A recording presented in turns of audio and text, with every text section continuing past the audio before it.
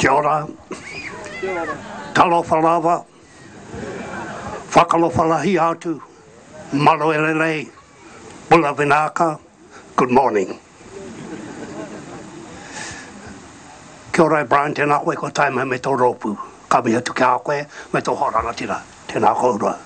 Tēnā koutou. Te whānau te karaiti ko hui mai nei.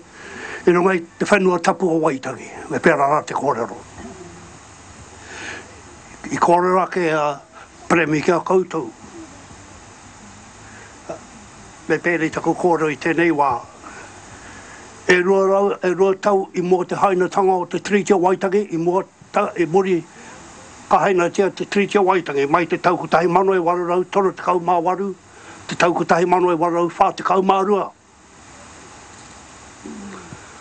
I roto o Ngapuhi e toru te kaumā whā mano. I roto I ngā kore tepe, ka hinga nātu I roto te whakapono. In 1838 and 1842, we would call it a revival today, but the recording church said a spiritual explosion took place here in the Bay of Islands. 34,000 Maori people from the shores of the Bay of Islands to the Hokianga surrendered their lives to the living Christ.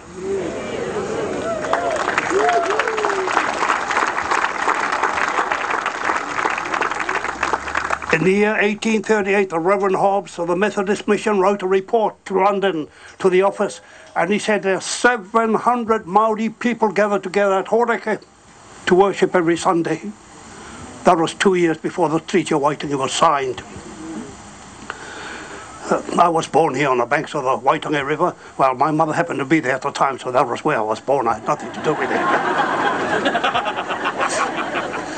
I grew up in a church at Waimate North.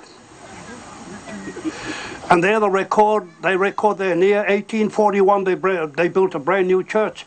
And in February the 21st, 400 people gathered to worship there, of my people.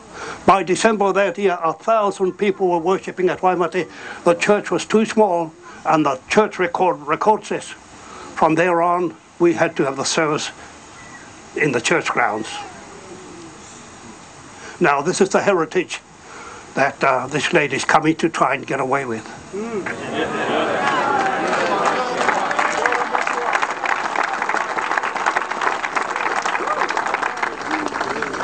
People like to remind me that God was present here at Waitangi at the signing of the Treaty of Waitangi because the church was here. Well, I want to say yes, and the Maori church was here also. Further to that, I asked one of the bishops, I wasn't Bishop Tamaki, but one of the bishops we have here in the north, what was the name of their church when they signed the Treaty of Waitangi? And he knew I had asked a question with a big hook on it. And he said to me, it was the Maori church. I said, thank you very much.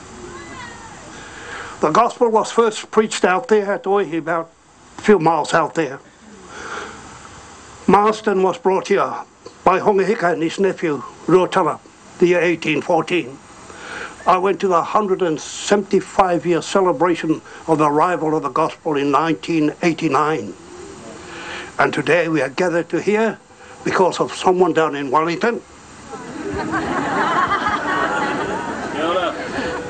She wants to amalgamate, that's the word, is that the right word? All the churches together.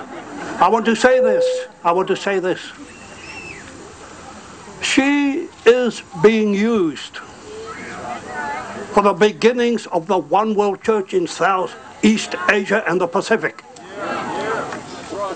That's what this is all about. And I've been praying, and I've got some Jewish people praying. They said, how should we pray? I said, lead them into total confusion. This morning we had a prayer meeting up there, and some of your congregation were up there, and they're going to report us. Well, we said, Lord, crash the program.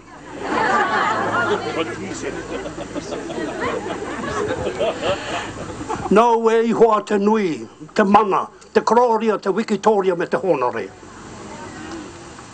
No te rangatiratanga. He tike noa ke hoki koe, he upoko mo te katoa. Thine, O Lord, is the greatness, the power, the glory, the victory, and the majesty. For all that is in the heavens and in the earth is thine. Thine is the kingdom, O Lord, and thou art exalted above all. And I don't think he's abdicated that just yet. In closing, I would like us to sing our hymn. I'll say that, our hymn. It was made famous from down, from a person from down Tarawa by the name of Howard Morrison. Whakaria mai, tori peka ki au, ki aho mai raro toi te pō, ki konei hau titiro atu ai, ora, mate, hei hau koe noho ai. Ke ti mata mai, te tia mai tā tātou himene.